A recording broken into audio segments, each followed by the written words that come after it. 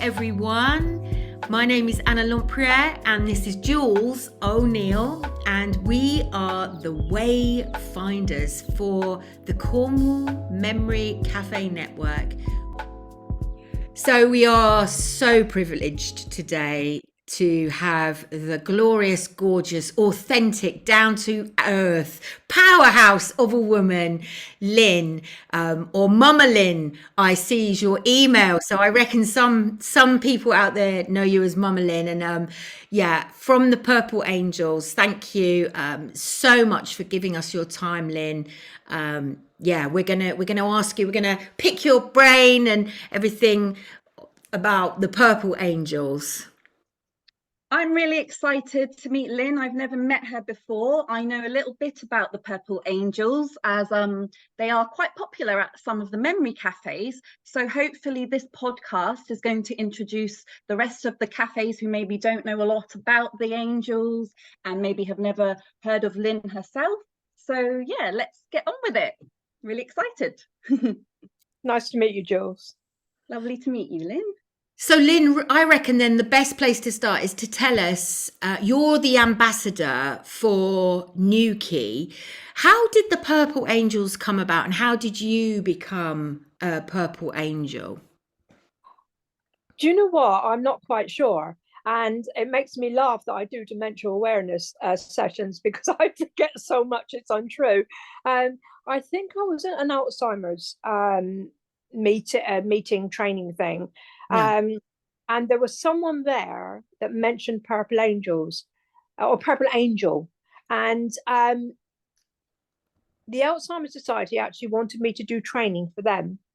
And all training, all awareness is amazing. But I found out a little bit more about Purple Angel, and it was very much with Alzheimer's. It's very much if you did a session in Birmingham, and someone else did a session in Manchester, and I did one here. It's quite corporate, brilliant, but quite corporate. Yeah. And then I heard about Purple Angel, where you could kind of do your own thing. So I thought I like that. So I put together my own presentation. So my presentation is very personal. It's about real people, real situations, how I dealt with them. And that seems to, and I've got photos of the people I'm talking about and maybe little videos. And that seems to resonate with people more than me just saying, I don't know, facts and figures and whatever. So that's why I got involved with Purple Angel, because that's the route I wanted to take. Amazing. And the Purple Angels, who is the founder? Can you tell us the ethos or the founder or the philosophy or anything? Absolutely. It's Purple Angel. The actual charity is Purple Angel. And it was founded by just a fabulous man called Norman McNamara from Torbay. Now, he's got Lewy body dementia. And he went into a shop one day and maybe wasn't treated the way he felt he should be. And I've got so much respect for him, because instead of going home and plastering it all over social media about this shop and he decided to do something about it. And so he formed Purple Angel. Purple because it's a healing, lovely colour. Angel because that's what he calls his wife, Elaine, who cares for him. And he started with a few volunteers in Torbay in 2012, I think it was.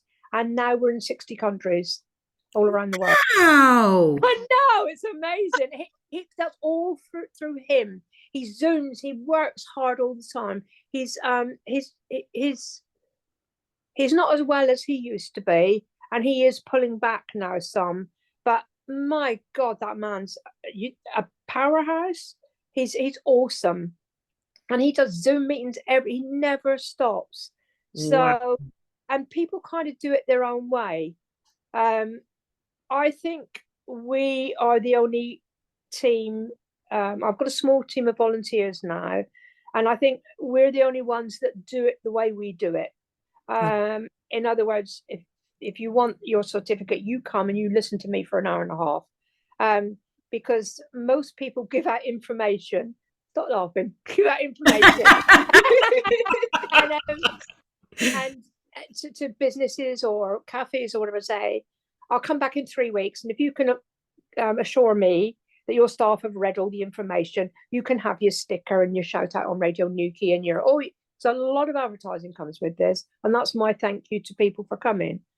So I started to do that, and then I would go back to a business, and there would be somebody on duty who'd never heard of me, not me, who'd never heard of Purple Angel and what it's about, dementia.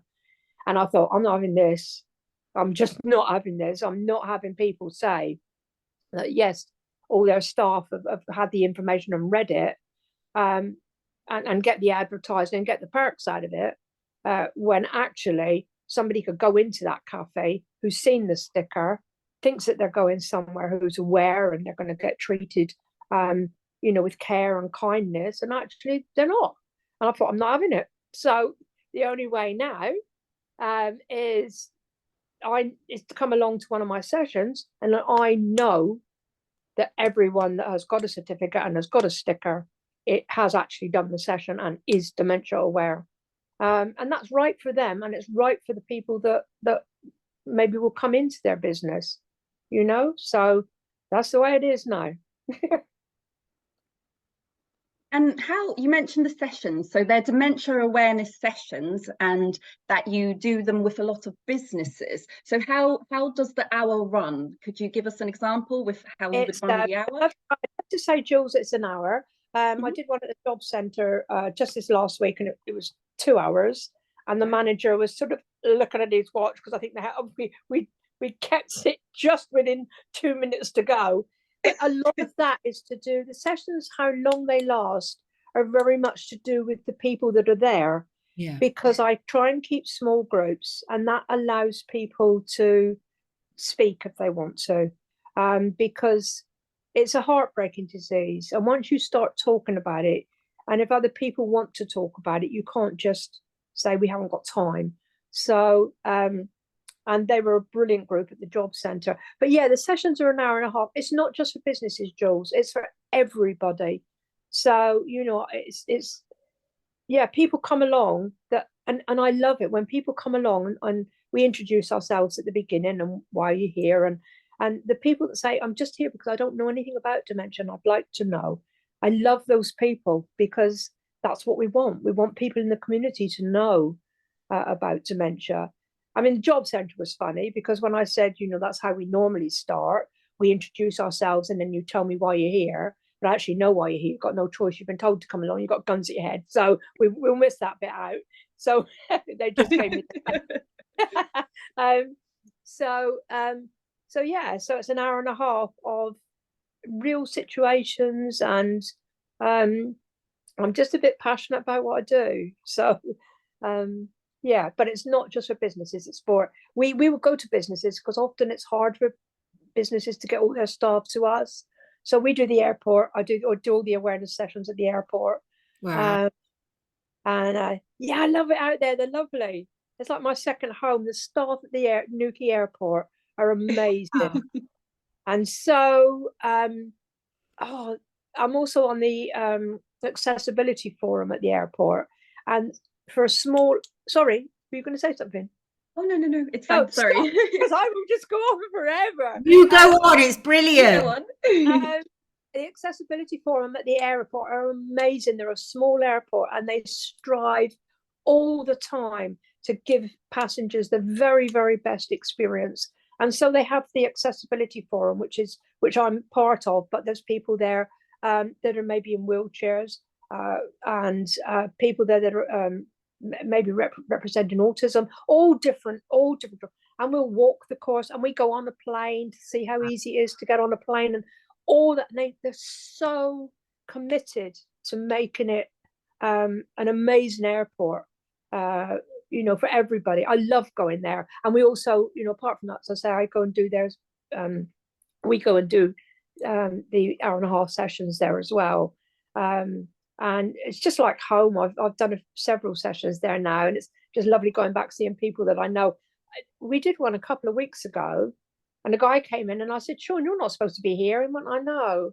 I said, you're trying to get, a star or something, being the person that comes to the most, I said, you can do it for me if you like, you know.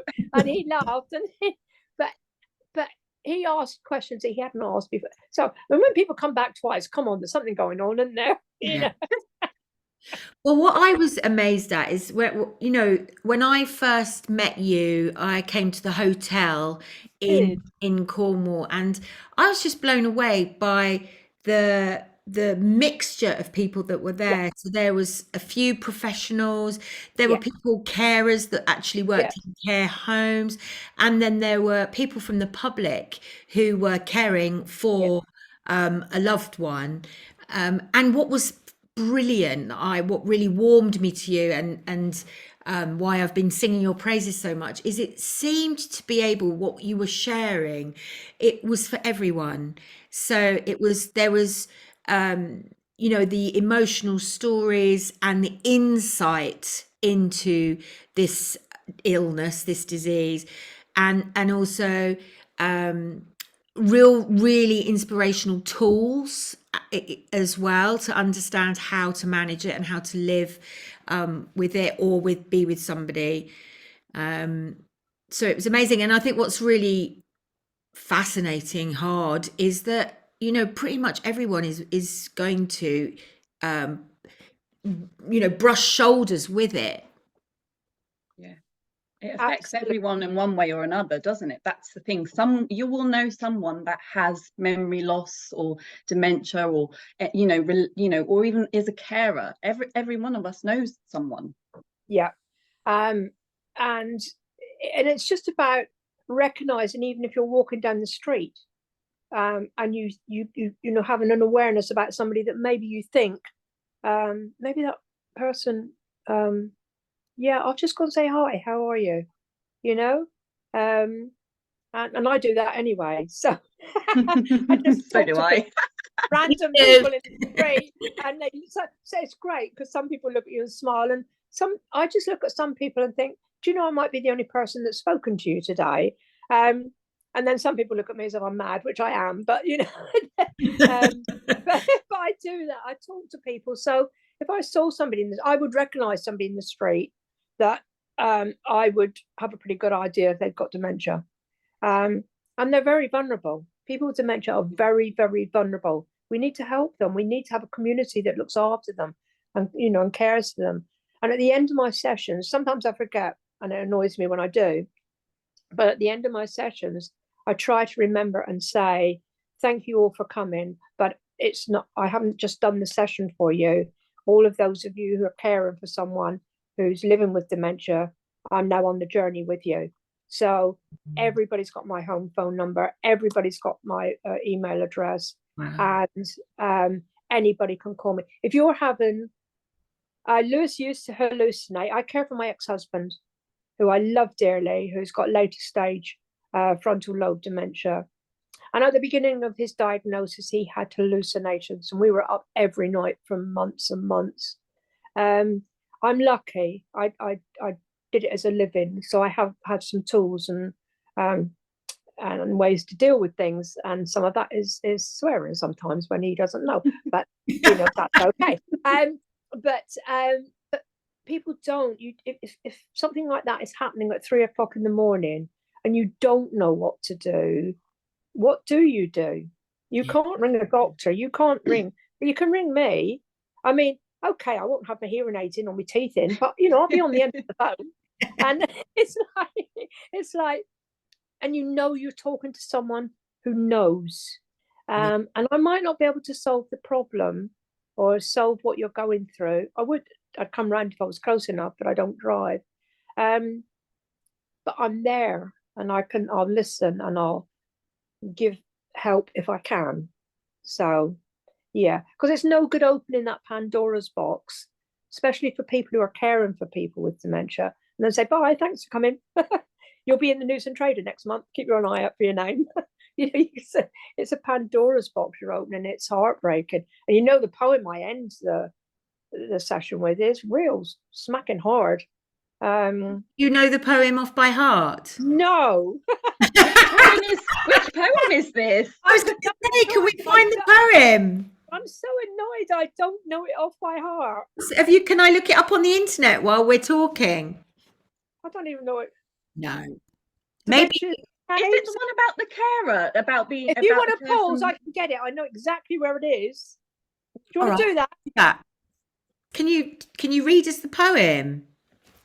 I can. Have you got the tissues ready? Right.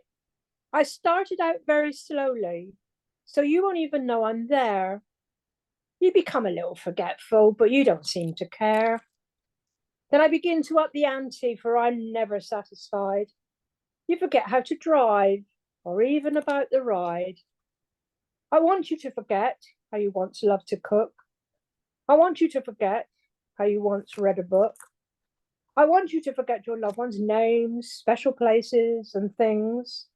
I want to take away your memory and the joy that those things bring. I don't care what your age is, man or woman means nothing to me. I have no conscience for what I'm doing. I'm insidious, can't you see?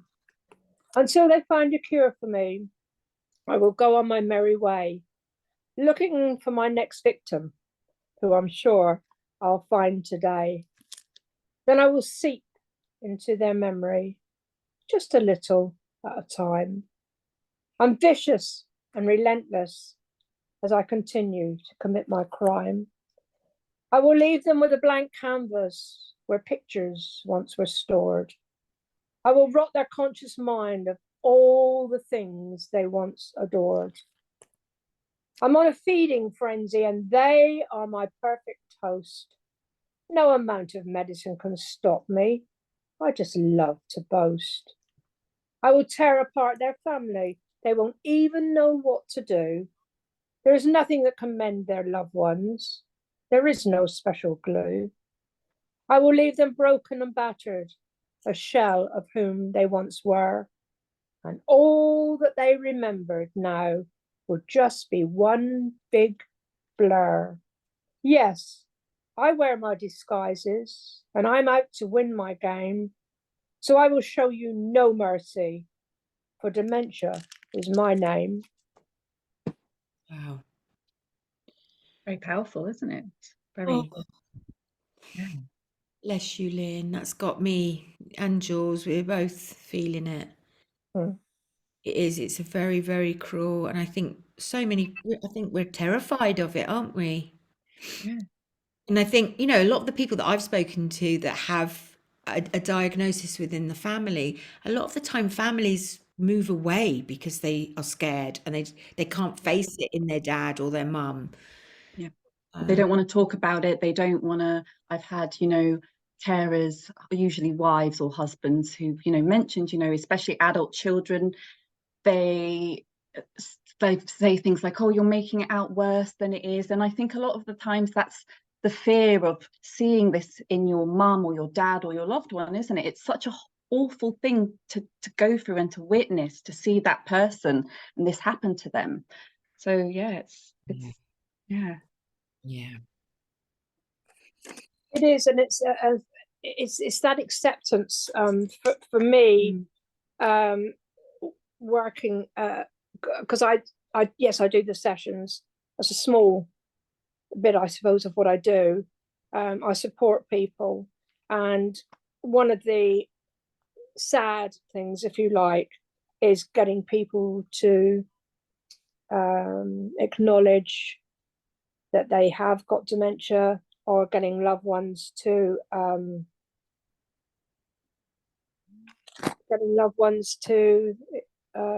accept it as well. And I get that.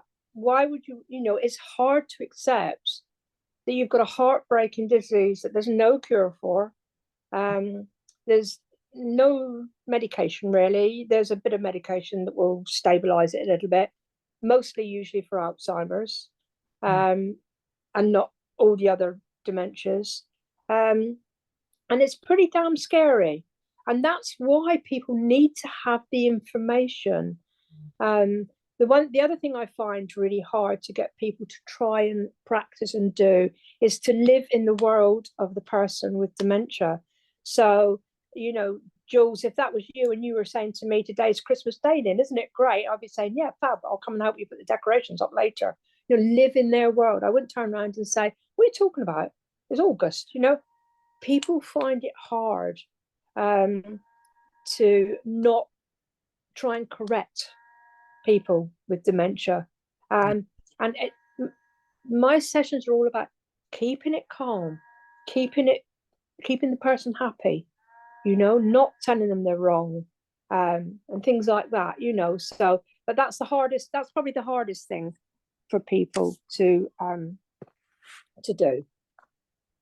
Yes, I can totally relate to that. Hearing, so my dad had, he wasn't diagnosed. He was too sort of proud. He wouldn't let my mum go through with the testing and everything. But that I could really see that when my mum got angry, upset, emotional, I could see she was wanting to fight with the reality of what was occurring.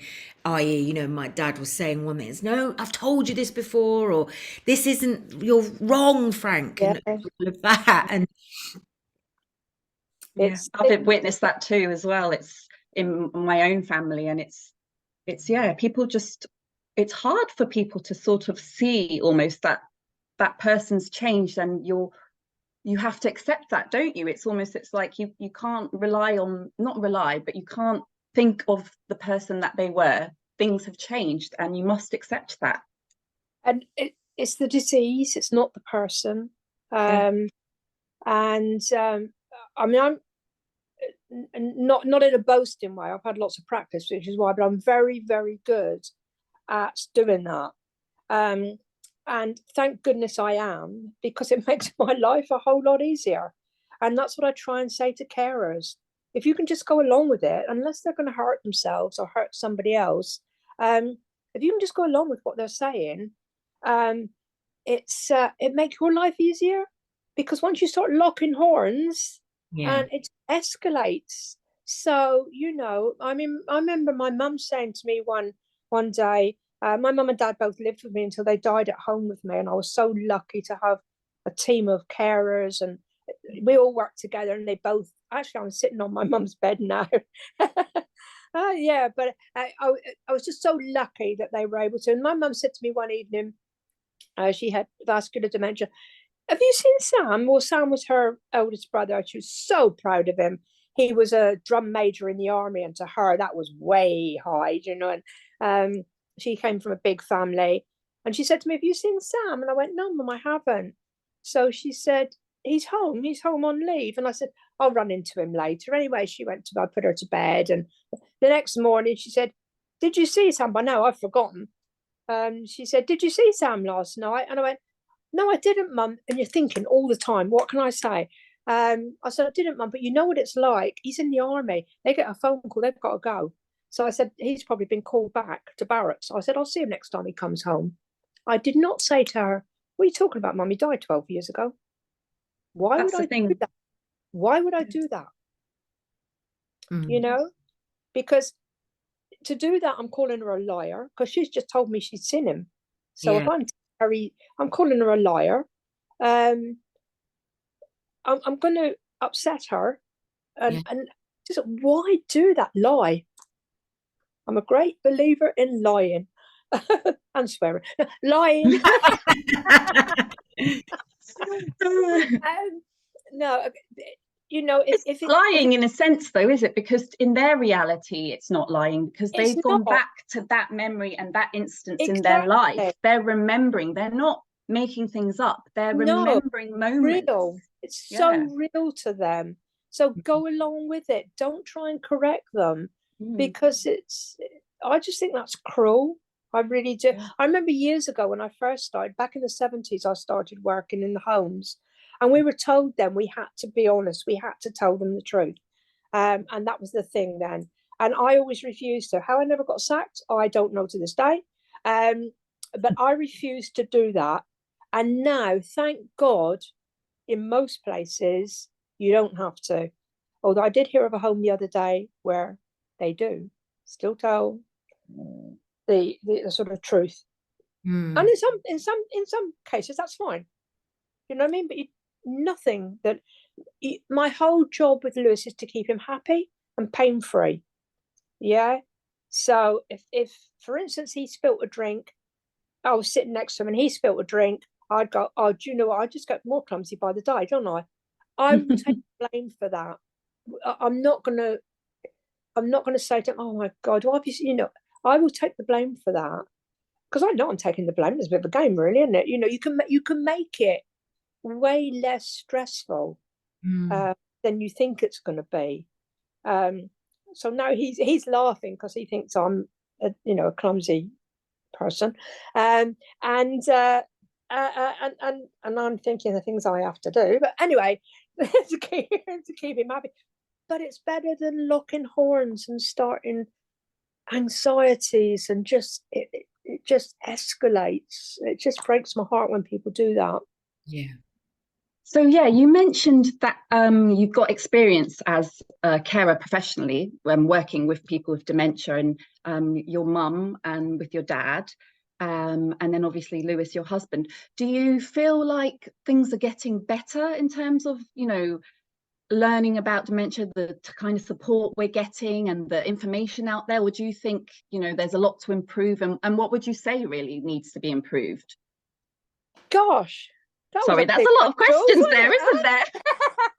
Otherwise, I'll forget. I've got a terrible memory. I'll forget if I don't get it out. 12 questions. When you say, is it getting better? Yes, it couldn't have got any worse of when I was back in the 70s. And there is a theory, and I don't know, I don't look into statistics, that's not my thing, but that dementia has been going for hundreds of years. You just got locked up in a mental institution. You know what I mean? So yes, from the 70s when I started, yeah, of course it's improving, but nowhere near enough. It's just not improving enough. I mean, just a silly thing. Way back then, we were saying how much music, it affects people with dementia. It's the one thing that can get through a dementia brain. Music. People can forget who they are, don't know what day it is, can just sit staring. You play some music that they know, they'll start singing and all, and nobody was taking any notice of us. And now all of a sudden, it's music is, and we've been saying this for years. But I think once a government acknowledges something, the expectation is they put their hands in their pockets and give us some money, so the longer they can hold off, I guess, But that's what Purple Angel do, and that's Norman's baby. We supply free MP3 players for people with dementia, and I've got a couple going through at the moment.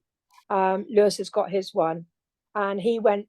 The first time I'd love you to come to a session sometime, Jules. The first time I put his headphones on, and he went from just staring at the wall to tapping his feet and his hands, and he was nodding his head, and he was listening to Bad Moon Rising by Creedence Clearwater Revival, and it was just, music is amazing for people with dementia, and then they're recognizing that. And they're doing a thing on TV about that. But as a general rule, dementia doesn't get the coverage it should. And when it does, it's usually Alzheimer's. You tell me how many other dementias you hear about advertised on the TV. I actually didn't know. Before I started working with the memory cafes, I knew about Alzheimer's and dementia and sort of what it entailed. But I didn't know there was these many different types of, diseases that cause dementia. And I don't think most people know about it, to be honest. No. I kind of that's almost how I start the session.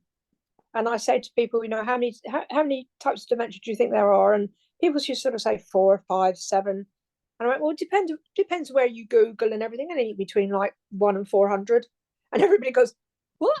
And that's my opportunity to say, have you learned something? And they all go, yeah. I went, okay, then we'll carry on. If you don't learn anything, there's no point doing the session. But people do not know. Dementia's the umbrella, like cancer is the umbrella. And then you've got lung cancer, breast cancer, and all the. So you've got dementia, you've got Alzheimer's, you've got Lewy body, you've got frontal lobe, you've got vascular, and then loads. You've got dementia related to Parkinson's, dementia related to alcohol, and so on and so on and so on. And people just don't know that there's that amount of, and all you hear about is Alzheimer's, and Alzheimer's is the most common form of dementia. It's dementia. It is a form of dementia, and people often don't realise that, because I have on a couple of occasions written to the Alzheimer's Society saying it's not a clear representation of what you do, because they do a lot of work for dementia. They work, but it seems like it's just for Alzheimer's, and they acknowledge that, but said to rebrand would cost millions. So, it's not. It's not. Well, also you'd have to teach. Sorry, Lynn. You'd also have to teach the whole world what you've just discussed, and the cost of having to do that. That's what they're saying, isn't it? Is that Alzheimer's is one strand of it. Yeah. I was sort of thinking as well. I remember you saying that you go into shops right at the beginning. You were talking about, and that shops in Newquay have a purple angel symbol. Is that right? Or purple stickers on their windows or doors. Yeah. And that's saying that they're inviting people with dementia carers, and that they've got dementia awareness. Yes. And they're dementia. It's supposed to say that, but going back to what I was saying before, when I used to do it that way, and give information, and they put the sticker on their door, and perhaps not all the staff had read the information, and that would be sod's law that I would go in with Lewis. No, I would know, but I would go in with Lewis, or someone would go in thinking, oh, this is great, I can come into this cafe, and if he starts to eat with his fingers, or it's fine, they'll understand. And actually the staff hadn't read all the information, but they already got the stickers up in their windows. And there's when I've got time, I do need to go through Newquay and say, you know what, and because it's such a big turnover in a seaside town of owners and staff, it's very difficult to say a business is dementia aware. You can say certain members of staff are like, you got a certificate, so people can get certificates. So it's okay to the job centre want all their staff to do it, so I will be able to do a certificate. So sorry. That's so good, isn't it? It's amazing. And so I'm going back in September to do the other half. And they will get a certificate to say that the job centre is dementia aware, and it is a safe place for people living with dementia. So it was very hard to do that in a seasonal town. We've got the turnover of staff and everything. So it's like the airport. I really want to do something with the airport, because they are so committed. But again, they have a turnover of staff. They have a huge seasonal staff.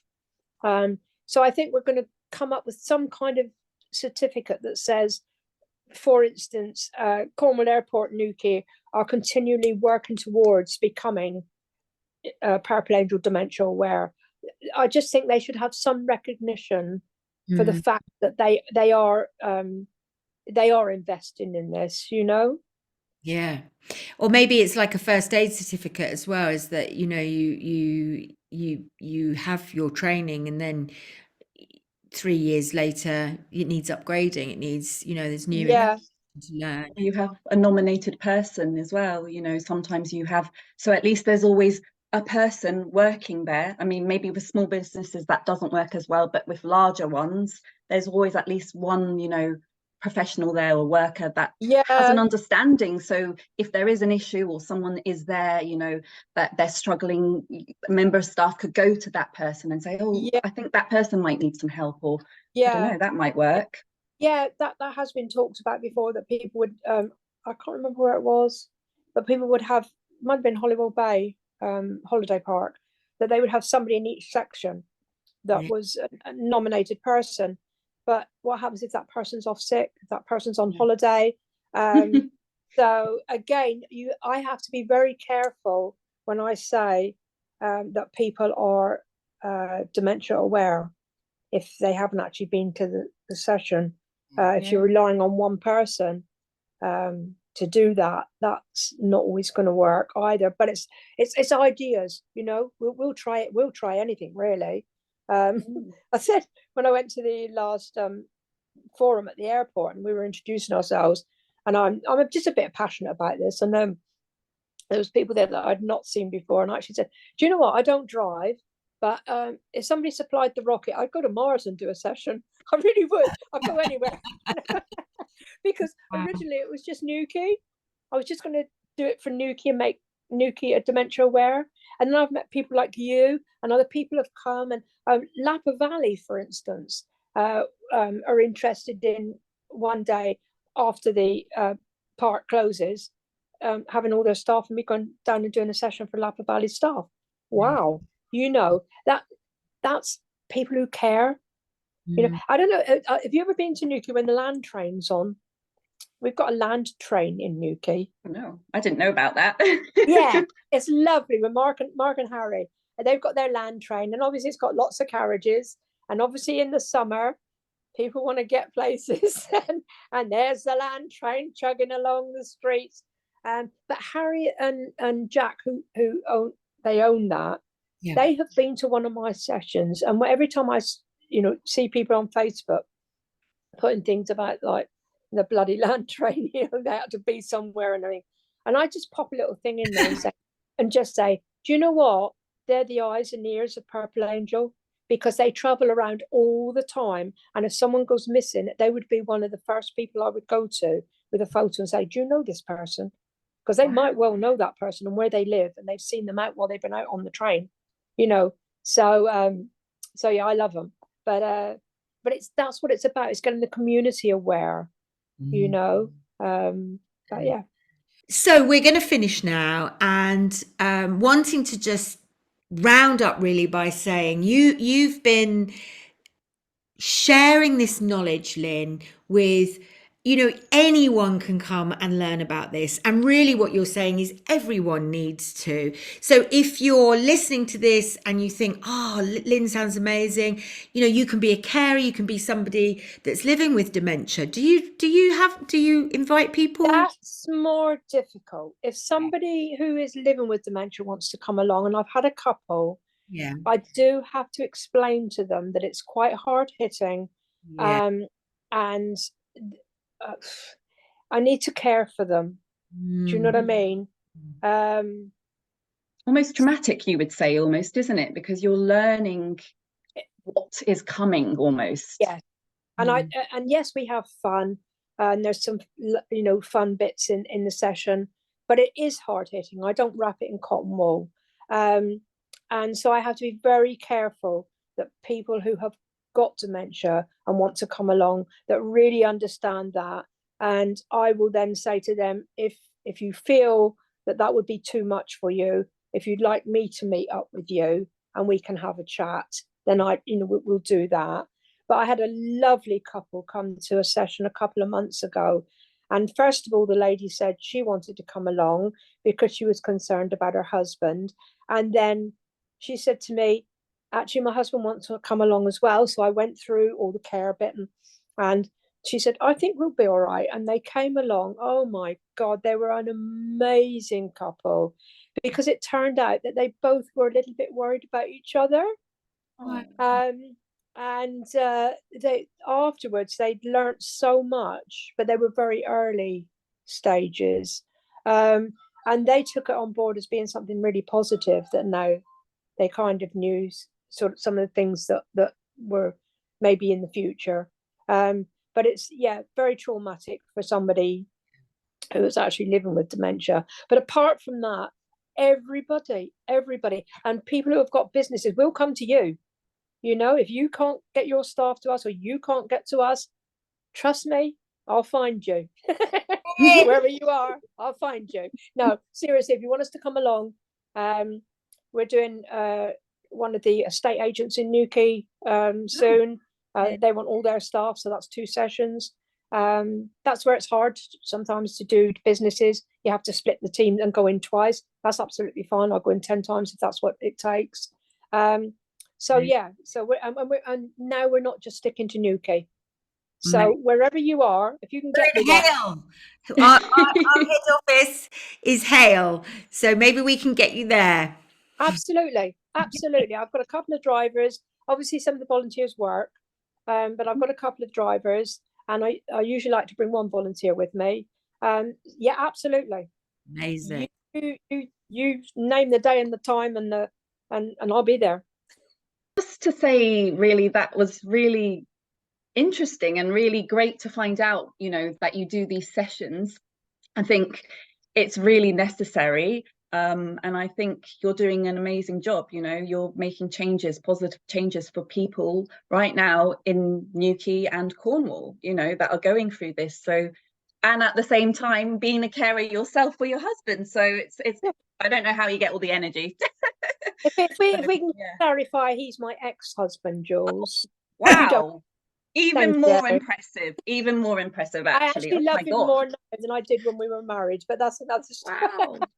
We're best friends, always have been. Wow. So yeah, he's but you're saying, you know, I don't know if Anna picked up on Facebook or whatever, but in July last year, my oldest daughter died. Lewis doesn't know, it wasn't his daughter. And he, just by being here, he has no idea how he has helped me through the last 13 months. So it's not, you know, just me looking after him without even knowing it. He's been there. He's a reason to get up in the morning. I'm kind of I'm not where I was a year ago. But boy, he was a reason to get up and a reason to carry on. And he lost his speech and he's getting his speech back, but it's not always what you want to hear. But but it's great. We laugh so much, and I don't know what I'm laughing at, but it doesn't matter. He's happy, so he's been absolutely amazing. So please don't think that I'm anything looking after him, because without knowing, he's got me through the last with other people as well, my daughters and other lovely people, but him, without a doubt, he's amazing. Lynn, you're so gorgeous. You're such an inspiration. What you have been through and all the lived experience and everything, and you know, you really are an angel walking on this earth, and you know, all that love and kindness and maximum love and respect to you. Thank you. Thank you so much. It's just what I do. We're giving you a hug, a virtual hug over Zoom. And I really hope I'll see you in person soon, because I'm definitely going to pop in and find out a bit more about Purple Angels. Absolutely. We may be moving premises from the Legion to the hub at Nuns Leddon. Sadly, the hub hasn't got a bar, which the Legion did. So if you got fed up with me, get pissed. There's no bar at Nuns Leddon, but we'll do teas and coffees. And so we're having a break in September because we've actually got a lot of businesses and things happening. And also, I don't know if you're going to cut this or not, but what I've needed over the last year is a group of people in the same situation as me, and there isn't one, so I'm starting one. You know, if it's not there, you've got to do it yourself, haven't you? So as from September, I'm starting, I don't know what we're going to call it yet. I want Kim's name in it somewhere. Kim was my daughter. I want either her initials meaning something or her in the, what we're going to call the group. And it will be a group for bereaved parents. So we start that in September, and we're going to do that again at the hub on the second Thursday of each month. So we're having our kind of break from the Legion, and the room there is going to be all decorated and everything. So we're going to be based more at the hub. Yeah. Thank you. That sounds incredible. And if you want to get in touch with Lynn, type in the good old internet Purple Angel Cornwall and you'll find Lynn. Reach out to her and book a session. Or Newquay Purple Angels Facebook page. Purple Angels, perfect. Yeah. All right. Thank you. Thank you so much. Thanks, you, Anna. Lovely speaking to you again. And lovely meeting you, Jules. Lovely to meet you, Lynn. I can't wait to meet you in person and find out a bit more.